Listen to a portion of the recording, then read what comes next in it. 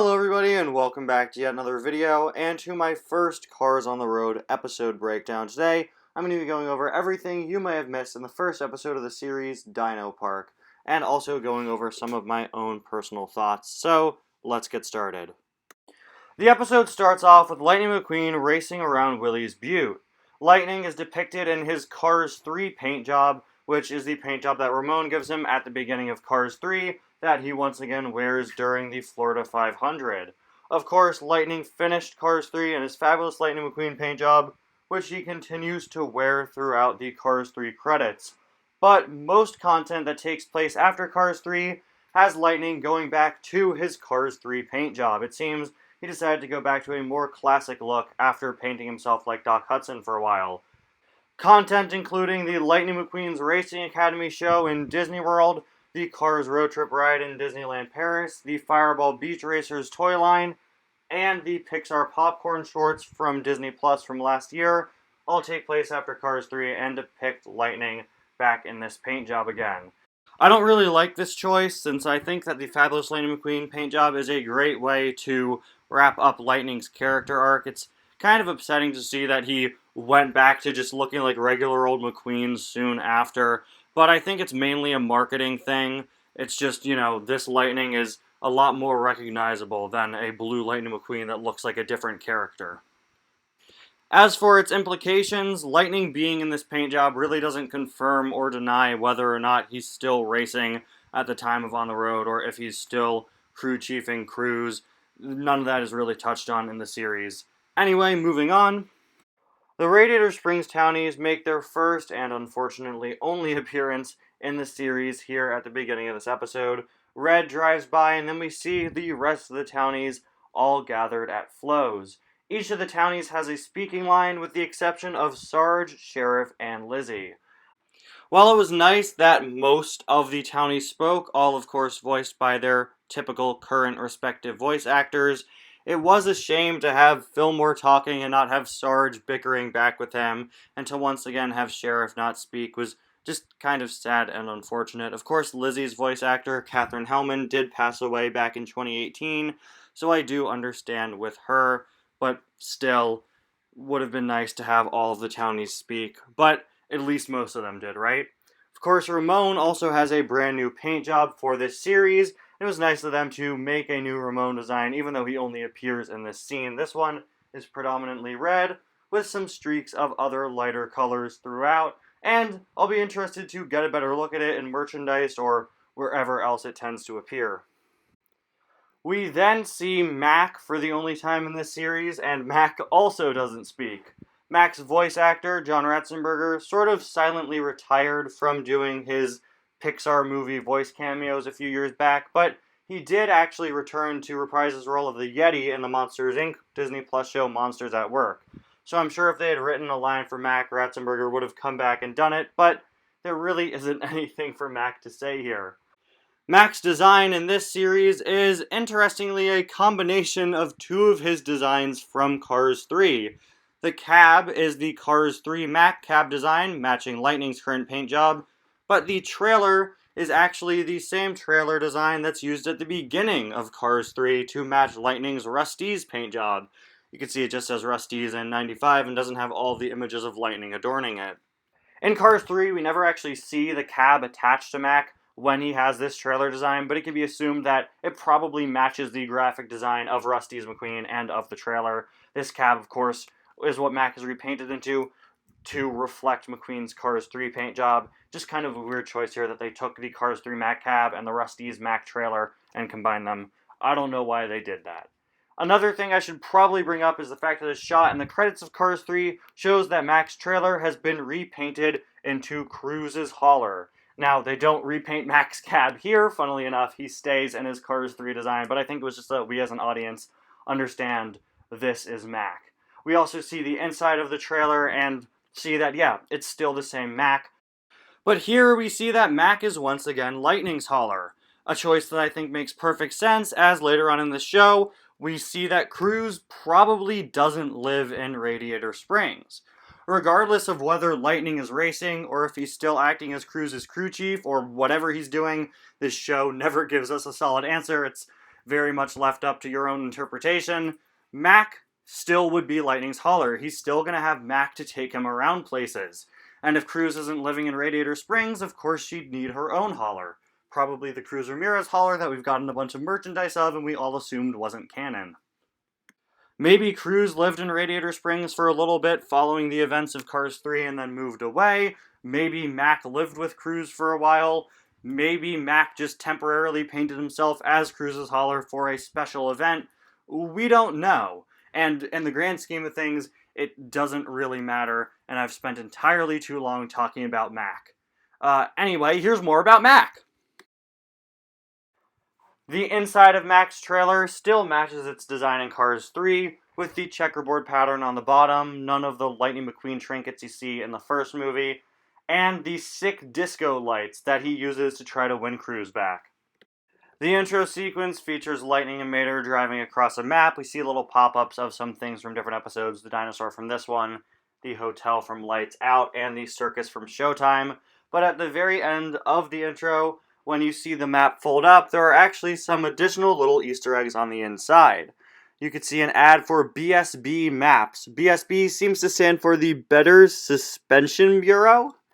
And on the other side of the map, you could see an ad for Cretaceous Gardens, which says Travel Back in Time. Of course, this episode takes place at Cretaceous Gardens, which is obviously meant to be a parody of Jurassic Park. Sort of.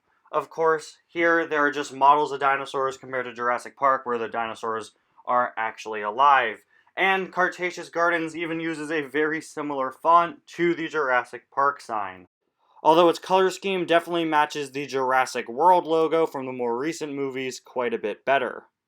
This episode shows us for the first time ever what dinosaurs officially look like in the Cars universe, and they are, of course, vehicles. Many of the smaller dinosaurs throughout are just vehicles with dinosaur-like additions on them, like horns and spines, but many of the larger dinosaurs are just amalgams of different vehicle parts made to resemble the shape of a dinosaur. They have arms, legs, tails, necks, all of these things that are kind of out of place on a Cars character. And if you look at the skeleton we see in the visitor center, you can see that it's been bolted down on some blocks to stand up, which makes it kind of look like it has feet. This was probably all done just for the sake of staying consistent with our only other reference of what a dinosaur in the Cars universe looks like, the Dinoco logo. The only other appearance of dinosaurs in the Cars series was in a cancelled Cars tune called Backwards to the Forwards, where Mater was supposed to go all the way back in time and encounter dinosaurs, but these would be real dinosaurs because, according to Pixar, Dinoco had to be named after something. That short was of course ditched and never made, and thus what dinosaurs looked like in it was never canon. But of course that concept stuck in the headcanons of a lot of fans over the years, and a lot of us just went around assuming that dinosaurs in the Cars universe look like actual dinosaurs. I think it makes a lot more sense that they, like everything else, of course, look like vehicles, and I'm glad that they sort of went out of their way to design these dinosaurs to still resemble the Dinoco logo. While the two dinosaurs at the front gate are clearly meant to be a Tyrannosaurus rex and probably a Stegosaurus or Bronchiosaurus, several of the ones inside the park seem to not really resemble real, actual dinosaurs all that much. The most prominently featured dinosaur here is probably the Quadratorchosaur. You see it all throughout the episode. I'm not sure if this is based off of an actual specific dinosaur. If you know, for this guy or any of the other ones in the background, definitely let me know in the comments. Lightning complains about Mater's past choices for different locations for them to stop at, including Carhenge, of course a parody of Stonehenge, the world's largest lug nut, and the world's largest tire maze. If you try to complete the tire maze, you'll notice that Mater actually can't get out of it, and there's no way he got into this position. He is completely stuck. It's pretty easy to navigate your way through, but Mater, literally there is no way for him to get out of the maze without running into a dead end. I have no idea how he got there. It's honestly incredibly impressive. This maze shares some similarities with the Copper Cannon traffic maze that you could see a billboard for in Disneyland Paris's Cars road trip ride that opened last year. As does the world's largest lug nut. That's actually a set piece in that ride that you could see Lightning driving through. However, if you look at these two, they are clearly not the same lug nut. They're just not set up in the same way. The one in On the Road is on a pedestal, the other is on the ground with a track going through it. Paris's Cars road trip ride is kinda weird. It opened up last year and stars Sally and Cruz going on a road trip, and features several things that are kind of reminiscent of things that appear in On the Road. I don't get why they didn't just wait another year until the show was out and have it directly tie in instead of these weird indirect tie-ins. I assume they were working on the ride and on the road at the same time, so they tried to do these little things that connect, but it never works. The visitor center is full of a bunch of different Easter eggs, including what seems to be a baby version of the Quadratorchosaur we saw earlier. On the back wall, you could see some wheel designs that have been fossilized into rocks, just like what happens with shells in real life. Also in this room is a pity caveman. It's absolutely incredible. Love this background character. It's just a statue, of course, but it has tusks and giant sharp tusk fork arms, which is just a really funny touch. Also in the background, you can make out an evolution chart for how cars came to be. Of course, based off of real-world evolution, showing how creatures in real life evolved from sea creatures.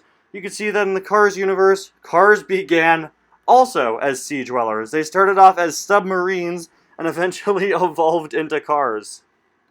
Mater complains that the dinosaur movie they're playing inside of the visitor center looks a little fakey. It features the Quadratorchosaur once again. This seems to be the baby version that we see a statue of in the room here.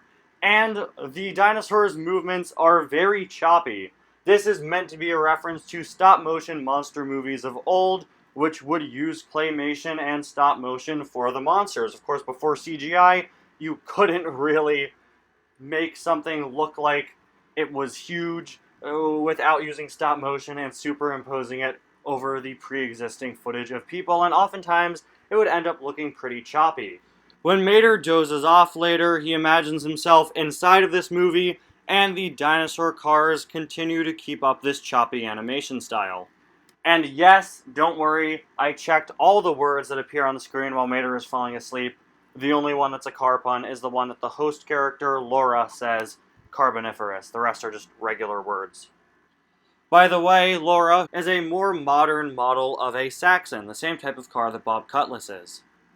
Lightning and Mater's caveman designs are really fun. I really like the little details, like Lightning's spoiler being made up of a bunch of sticks or bamboo strung together, and the fact that Mater's tow hook is literally just a giant rock that vaguely resembles a hook shape. Lightning and Mater use much more basic designs with far more basic shapes. They look like they were cut out of stone. Their wheels certainly are stones that are put together with wooden axles. So many fun details here.